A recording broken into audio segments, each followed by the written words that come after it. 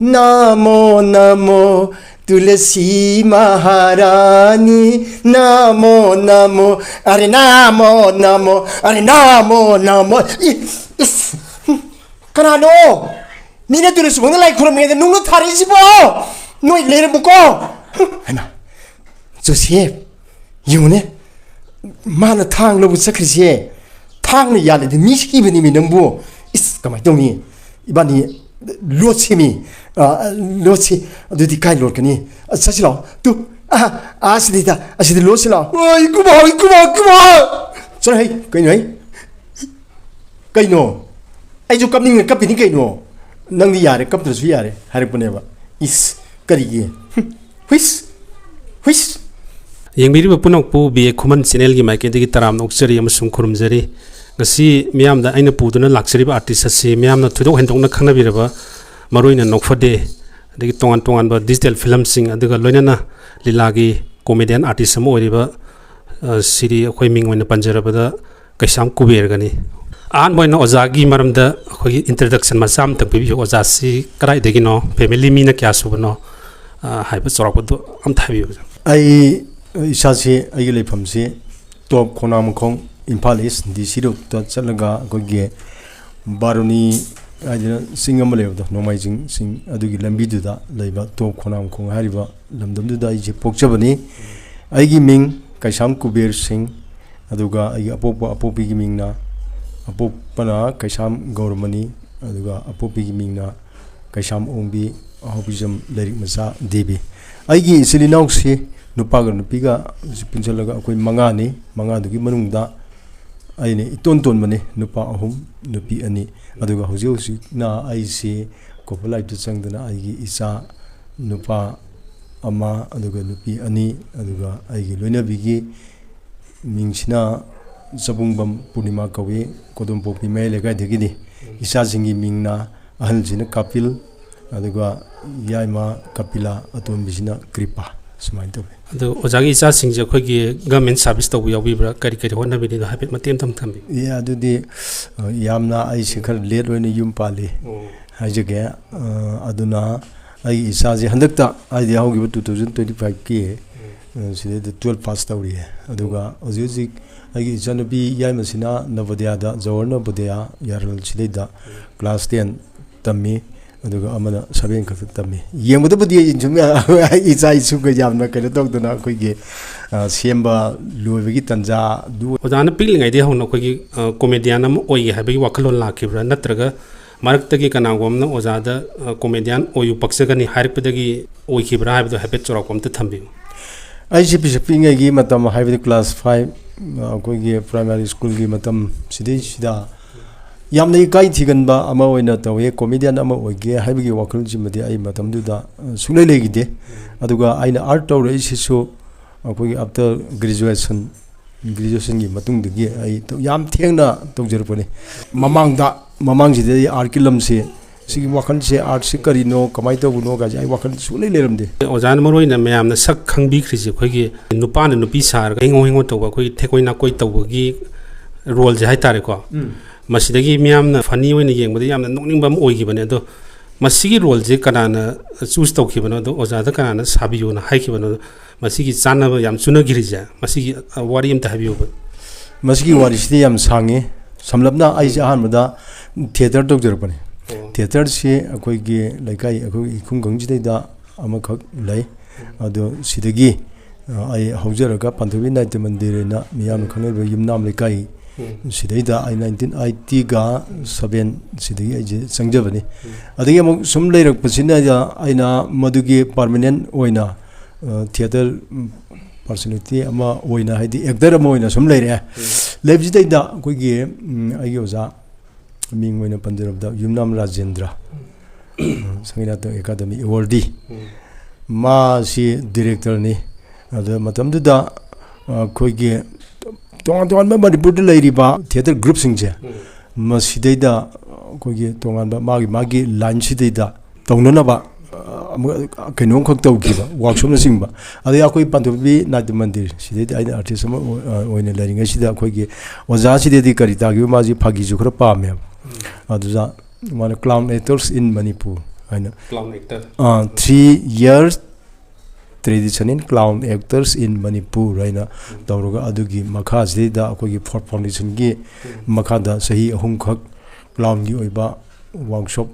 ama tawgi sahi ahum changna aleda madam du loina basi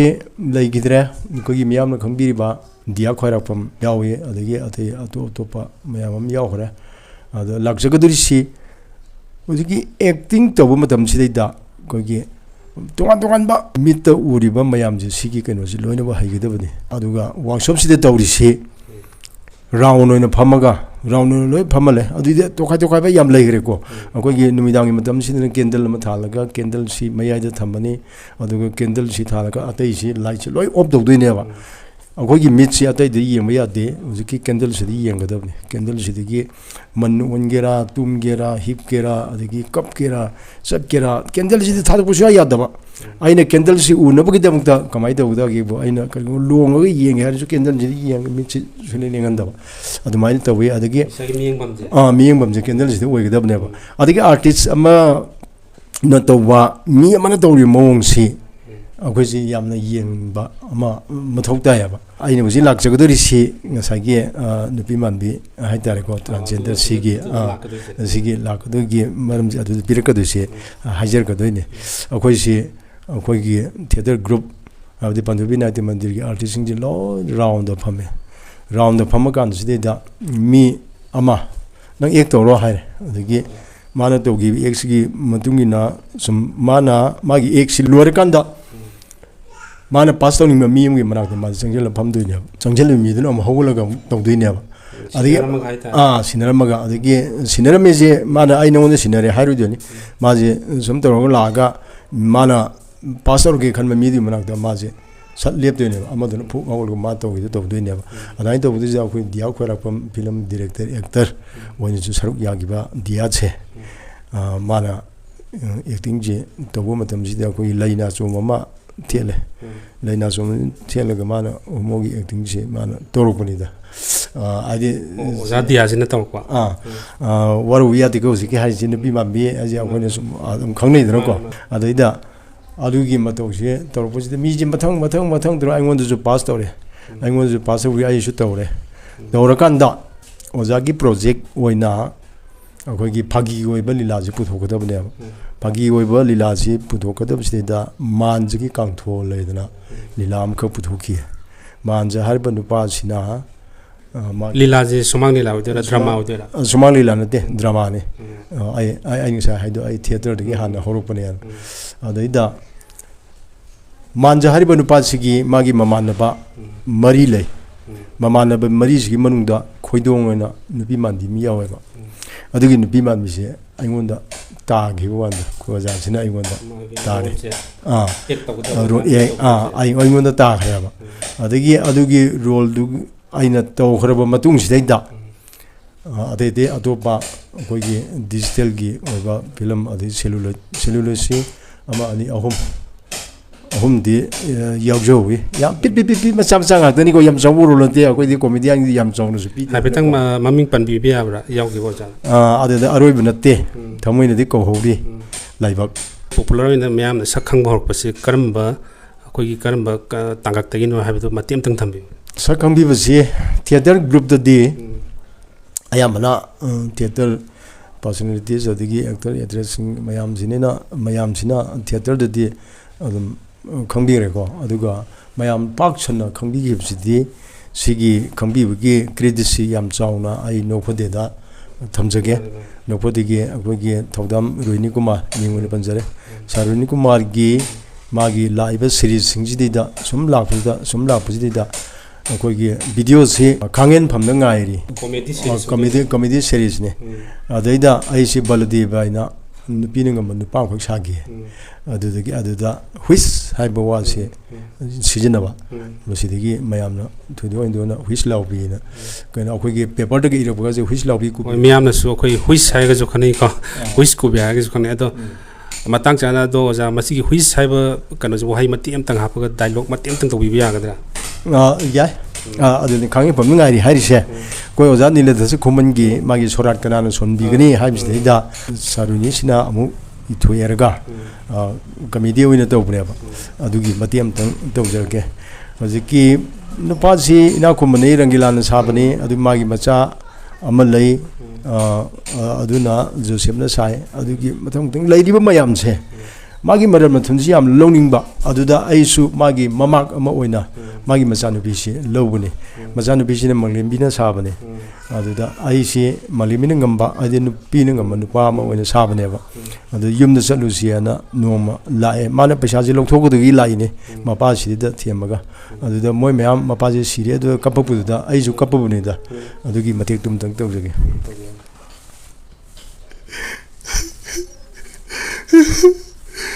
ꯋꯥꯏ ꯀꯨꯃꯥ ꯆꯠ ꯍꯩ ꯀꯩꯅꯣ ꯍꯩ ꯀꯩꯅꯣ ꯑꯩꯁꯨ ꯀꯞꯅꯤꯡꯉꯦ ꯀꯞꯄꯤꯅꯤ ꯀꯩꯅꯣ ꯅꯪꯗꯤ ꯌꯥꯔꯦ ꯀꯞꯇ꯭ꯔꯁꯨ ꯌꯥꯔꯦ ꯍꯥꯏꯔꯛꯄꯅꯦꯕ ꯏꯁ ꯀꯔꯤꯒꯤ ꯍꯨꯏꯁ ꯁꯨꯃꯥꯏꯅ ꯇꯧꯕ ꯇꯁꯦꯡꯅ ꯑꯩꯈꯣꯏꯒꯤ ꯑꯥꯔꯇꯤꯁ ꯑꯃꯒꯤ ꯃꯒꯨꯟꯁꯦ ꯑꯩꯈꯣꯏꯒꯤ ꯃꯤꯀꯨꯞ ꯑꯃꯗ ꯑꯗꯨꯝ ꯃꯥꯒꯤ ꯇꯦꯂꯦꯟꯇꯣ ꯅꯨꯡꯗ ꯂꯩꯕ ꯇꯦꯂꯦꯟꯇꯣ ꯑꯗꯨꯝ ꯎꯠꯊꯣꯛꯄ ꯉꯝꯕꯒꯤ ꯁꯛꯇꯤ ꯂꯩ ꯍꯥꯏꯕꯁꯤ ꯑꯣꯖꯥꯒꯤ ꯍꯧꯖꯤꯛꯀꯤ ꯑꯦꯛꯇꯨꯅꯁꯨ ꯇꯥꯛꯄꯤꯔꯦ ꯑꯗꯣ ꯃꯈꯥ ꯇꯥꯔꯛꯄ ꯑꯣꯏꯅ ꯑꯣꯖꯥꯁꯦ ꯋꯥꯍꯪ ꯃꯇꯤꯛ ꯁꯨꯝ ꯍꯪꯖꯔꯛꯀꯦꯀꯣ ꯑꯣꯖꯥꯅ ꯈ꯭ꯋꯥꯏꯗꯒꯤ ꯄꯥꯝꯖꯕ ꯑꯩꯈꯣꯏꯒꯤ ꯑꯣꯖꯥꯒꯤ ꯃꯃꯥꯡꯊꯛꯇ ꯂꯩꯈꯤꯕ ꯑꯩꯈꯣꯏꯒꯤ ꯐꯥꯒꯤ ꯄꯨꯕ ꯃꯤꯁꯦ ꯃꯅꯤꯄꯨꯔꯒꯤ ꯑꯣꯏꯅ ꯄꯥꯝꯖꯕꯁꯤ ꯀꯔꯝꯕ ꯂꯩ ꯑꯝꯇ ꯍꯥꯏꯕꯤꯌꯨꯕ ꯑꯣꯖꯥꯅ ꯄꯥꯝꯖꯕ ꯀꯣꯃꯦꯗꯤꯌꯟ ꯍꯥꯏꯇꯥꯔꯦ ꯃꯌꯥꯝꯁꯤ ꯂꯣꯏꯅꯃꯛ ꯅꯨꯡꯁꯤ ꯄꯥꯝꯃꯤ ꯑꯗꯨꯕꯨ ꯑꯩꯅ ꯑꯃꯨꯛ ꯍꯦꯛ ꯀꯩꯅꯣ ꯇꯧꯕꯁꯦ ꯄꯥꯝꯖꯕꯁꯦ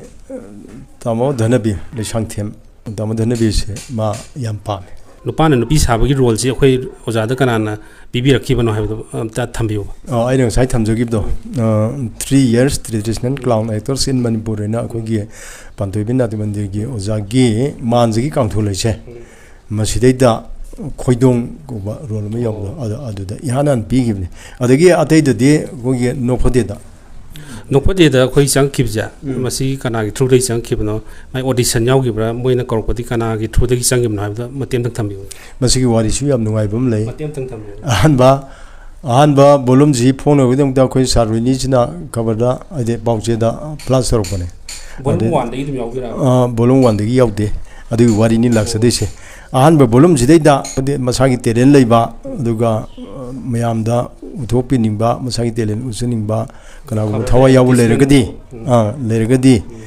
ꯂꯥꯛꯄꯤꯌꯨ ꯍꯥꯏꯗꯅ ꯁꯥꯔ ꯔꯣꯏꯅꯤꯒꯤ ꯃꯥꯒꯤ ꯐꯣꯟ ꯅꯝꯕꯔꯒ ꯇꯧꯔꯒ ꯄꯥꯎꯆꯦꯁꯤꯗ ꯌꯥꯎꯔꯛꯄ ꯑꯍꯥꯟꯕꯁꯤꯗ ꯑꯩꯁꯦ ꯑꯁ ꯑꯣꯏꯔꯣꯏꯗꯕ ꯄꯣꯠꯅꯤꯗ ꯀꯥꯟꯅꯗꯕ ꯑꯣꯏꯁꯨ ꯑꯣꯏꯔꯣꯏꯗꯕꯗ ꯇꯧꯔꯤꯁꯦ ꯍꯥꯏꯗꯅ ꯑꯩꯁꯦ ꯆꯠꯇ꯭ꯔꯦ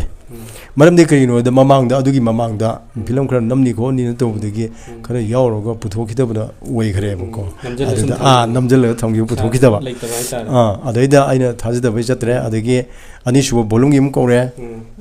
ꯆꯠꯇ꯭ꯔꯦ ꯍꯥꯏꯗꯤ ꯃꯥꯒꯤ ꯇꯥꯟ ꯆꯥꯔꯨꯗꯅ ꯑꯍꯥꯟꯕꯩꯁꯤ ꯌꯥꯝ ꯊꯨꯅ ꯄꯨꯊꯣꯔꯛꯈꯤꯕ ꯑꯗꯩ ꯑꯅꯤꯁꯨꯕꯁꯨ ꯌꯥꯝ ꯊꯨꯅ ꯄꯨꯊꯣꯔꯛꯑꯦꯕ ꯇꯥꯟ ꯆꯥꯔꯨꯗꯅ ꯑꯍꯥꯟꯕꯩꯗꯣ ꯇꯥꯟ ꯆꯥꯔꯨ ꯇꯧꯕꯅꯤ ꯈꯜꯂꯒ ꯑꯅꯤꯁꯨꯕ ꯄꯨꯊꯣꯔꯛꯄꯗꯒꯤ ꯃꯁꯤ ꯑꯣꯏꯔꯣꯏꯗꯕ ꯄꯣꯠꯅꯤꯗ ꯍꯥꯏꯅ ꯈꯟꯗꯅ ꯑꯅꯤꯁꯨꯕꯁꯨ ꯆꯠꯇꯦ ꯑꯗꯨ ꯃꯁꯤ ꯀꯩꯅꯣ ꯀꯃꯥꯏꯅ ꯇꯧꯔꯤꯖꯥꯠꯅꯣ ꯃꯁꯤꯕꯨ ꯌꯥꯝ ꯊꯨꯅ ꯄꯨꯊꯣꯔꯛꯏꯗꯥꯅ ꯈꯜꯂꯦꯕ ꯑꯗꯩ ꯑꯍꯨꯝꯁꯨꯕꯒꯤ ꯑꯃꯨꯛ ꯀꯧꯔꯦꯕ ꯑꯍꯨꯝꯁꯨꯕꯒꯤ ꯀꯧꯔꯛꯄꯁꯤꯗ ꯑꯩꯁꯦ ꯆꯠꯂꯀꯥꯟꯗ ꯑꯗꯨꯃꯥꯏꯅ ꯁꯥꯔ ꯔꯣꯏꯅꯤꯁꯨ ꯎꯅꯔꯦꯔꯒ ꯑꯗꯨꯃꯥꯏꯅ ꯇꯧꯔꯒ ꯋꯥꯔꯤ ꯋꯥꯇꯥꯏ ꯁꯥꯟꯅꯔꯕ ꯃꯇꯨꯡꯗ ꯑꯗꯒꯤꯗꯤ ꯊꯥꯔ ꯕꯣꯂꯨꯝꯁꯤꯗꯒꯤ ꯑꯗꯨꯝ ꯌꯥꯎꯈ꯭ꯔꯦ ꯍꯧꯖꯤꯛꯐꯥꯎ ꯌꯥꯎꯔꯤ ꯔꯣꯜꯁꯦ ꯑꯗꯨꯝ ꯉꯁꯥꯏꯒꯤ ꯅꯨꯄꯥꯅ ꯅꯨꯄꯤ ꯁꯥꯕꯒꯤ ꯔꯣꯜꯁꯦ ꯑꯗꯨꯝ ꯁꯤ ꯑꯗꯨꯝ ꯑꯣꯗꯤꯁꯟꯗ ꯑꯗꯨꯝ ꯇꯧꯈꯤꯕ꯭ꯔꯥ ꯑꯗꯣ ꯏꯁꯥꯒꯤ ꯇꯦꯂꯦꯟ ꯍꯩꯖꯕꯤ ꯎꯠꯊꯣꯛꯄꯤꯌꯨ ꯍꯥꯏꯕꯗ ꯃꯁꯤꯒꯤ ꯔꯣꯜꯁꯦ ꯑꯣꯖꯥꯅ ꯎꯠꯈꯤꯕꯗꯒꯤ ꯍꯥꯏꯔꯤꯕ ꯔꯣꯜꯁꯦ ꯑꯣꯖꯥ ꯔꯨꯍꯤꯟ ꯀꯨꯃꯥꯔꯅ ꯄꯤꯔꯛꯄ꯭ꯔꯥ ꯀꯃꯥꯏꯅ ꯇꯧꯈꯤꯕꯅꯣ ꯑꯗꯨ ꯍꯥꯏꯕꯤꯌꯨ ꯊꯣꯏꯗꯣꯛꯄ ꯎꯠꯈꯤꯕ ꯂꯩꯇꯦ ꯋꯥꯔꯤ ꯋꯥꯇꯥꯏ ꯁꯥꯔꯦ ꯑꯗ ꯑꯩꯈꯣꯏ ꯁꯥꯔ ꯔꯣꯏꯅꯤꯅꯁꯨ ꯃꯇꯝꯗꯨꯗ ꯊꯤꯌꯦꯇꯔꯒꯤ ꯂꯤꯂꯥꯒꯁꯦ ꯗ꯭ꯔꯃꯥꯁꯦ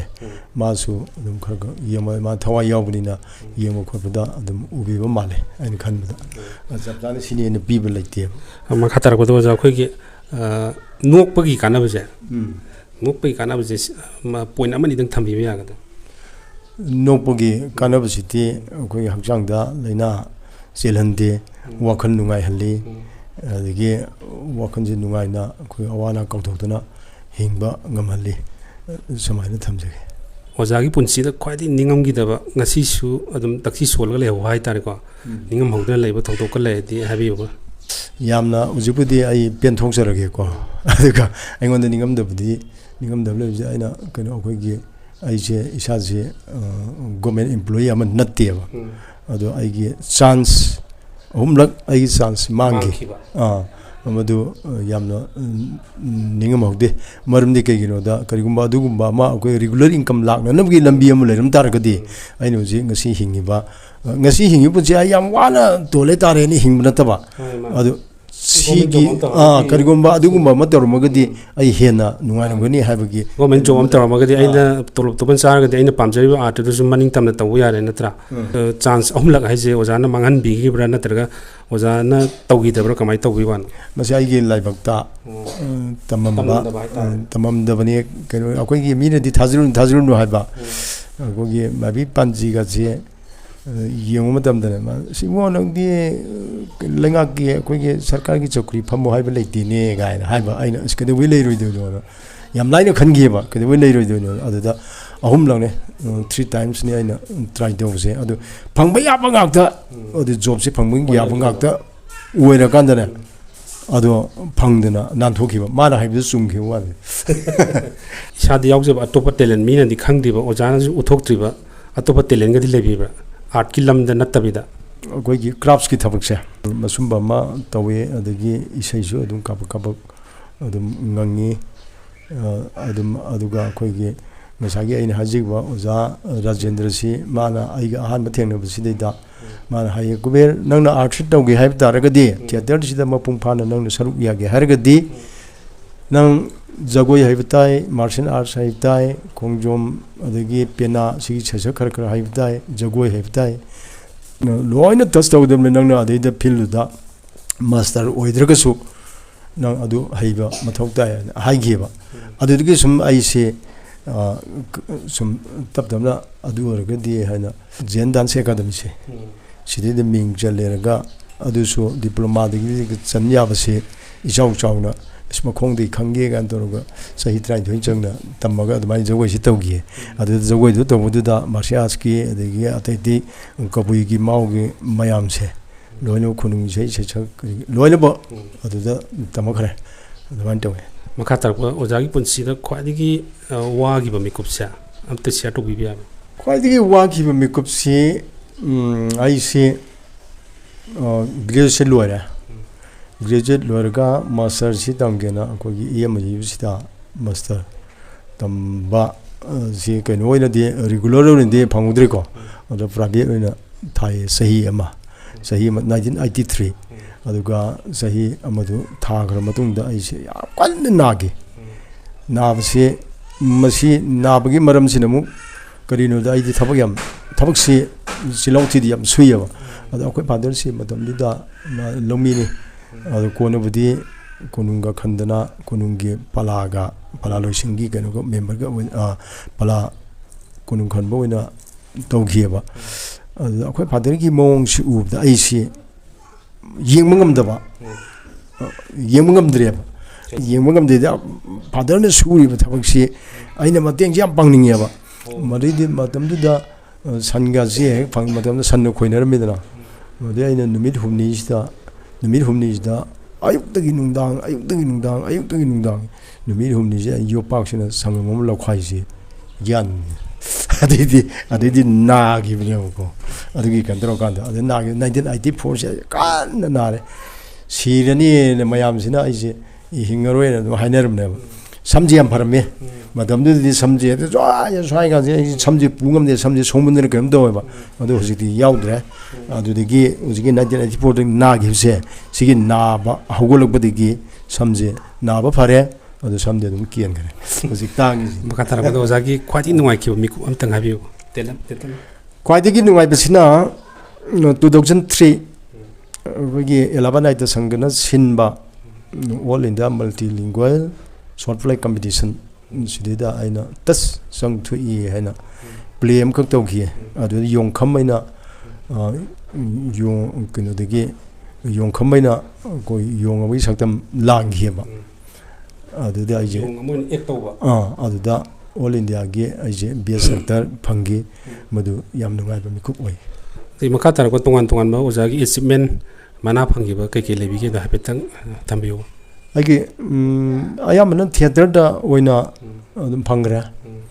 theater di best actor adagi second best adagi best supporting sugumba mayam ji phangre aduga aina lakchariba committee gi sigi oina 2017 sida manipa koi kangchingna pangdokpa keno adaida best actor in comic role in 2017 sida phangjagi ozagi yamna maming chatkiba dialogue se khoi nupi na ngam nupa ma saraga khoi sumang do wai tai tai na khoi karam kan loi dino haiba imungi thabak se khoi nupi na tawda thabi ngang do jana pulap tawgi khoi nupi na nupa do ngamam nina adhamora amagi saktam haitare ko samna haibada karam kan loi do no haiba masigi dialogue se masidi fajana mayamna sakhanare aduga maming ju chatle haitare ko masigi dialogue se matiam tang hui hojikido akogi nokphadegi aini ngasa hajagi ba khangem pham ngairi do aduda baladi bai do adugi saktam do limit si aji tulis bongda wai taiden leibani nupi jina khaba pa lai adu khaba pa da lai mala nupa na jing ga punno nupan to do thab si ma loi tawre thika do ba loi tawre numit si da ina sumang ji wai tai lebi ada wai tai lebi do ma harpani kaino wai tai ne na sacha tawge haidadna ada sum tawdna leidibo haibni adaida aina is nupa si wari khangdine mating pang bigada adudi natraga adudi natana angteba is masidine masidi takma waji trin te salo lo harpani is karam kando londoi no karam kando londoi no whis whis sumai dogi adugi amana adugida aja tulipongsi waitei leiba waitei le tulisipongsi deida dukatan leibne aduda isai amaga sakhi namo namo tulsi maharani namo namo are namo namo are namo namo kanano mina tulisipong lai khurumge nungno tharisibo noi lere buko aidana zagi aina lai khurumge aduda akogi naron angawba angangsa akosi leiriba noi bangang singche moigumba angang amanina matamda pauna ina khoi saruni macha waina sabani nungna tharakbani maisida adumai tawduna tawgiba hauji hero kumbagi chance pire na khallaga ojana kumina ningba khoi actress ka lebibra kumina ningba actress sidi aina karigumba kumuga haraba adu khanba budi mathau ta dego aduga isagi apam aiga yamna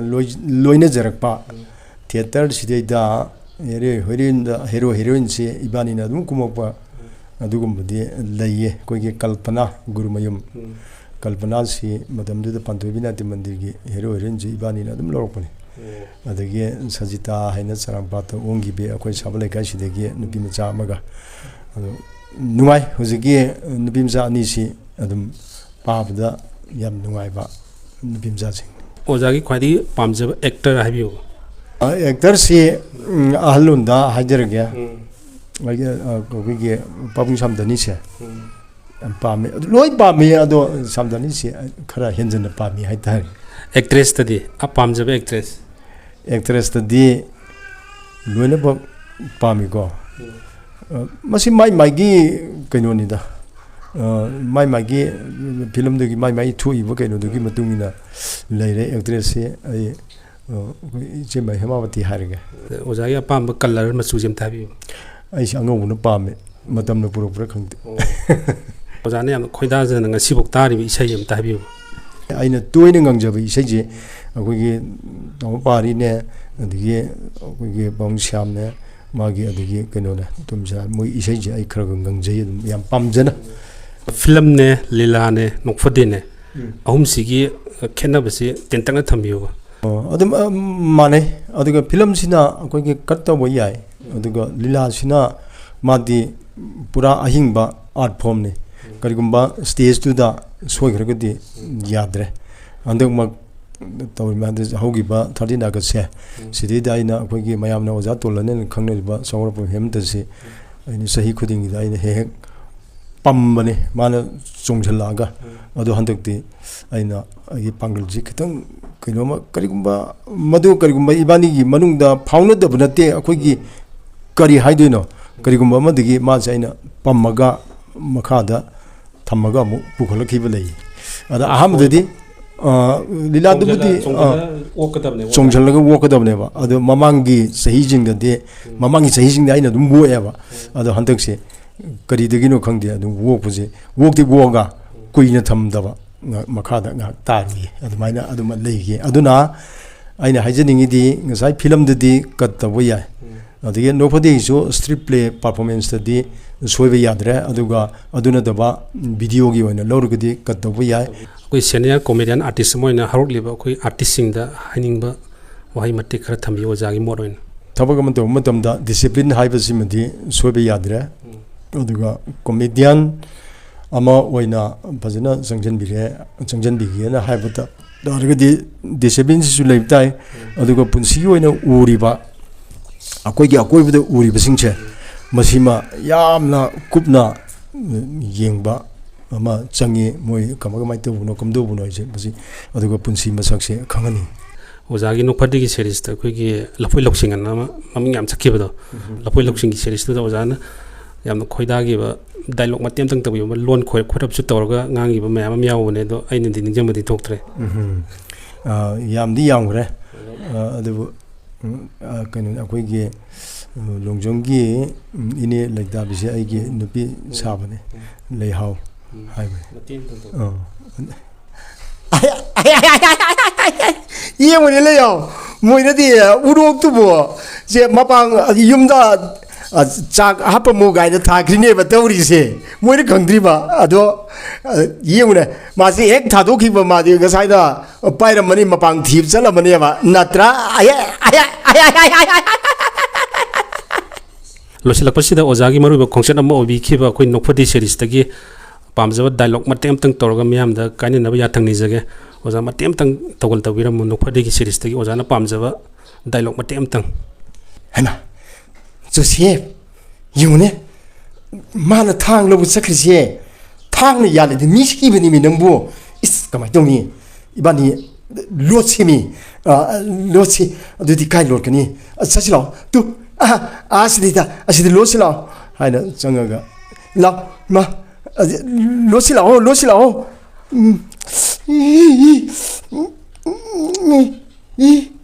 로레 아데다 로라 간다 로리시나 엘렉트릭 포스 아무기 머름다 그노가 이바니 로빠니 조시가 이바니 아두다 랑길라나 이스 타우리시무니 로리네 타우가 시 로리네 로리시 오 우저리 하나 또 그만 구보면 야우기 수마냐 또 저게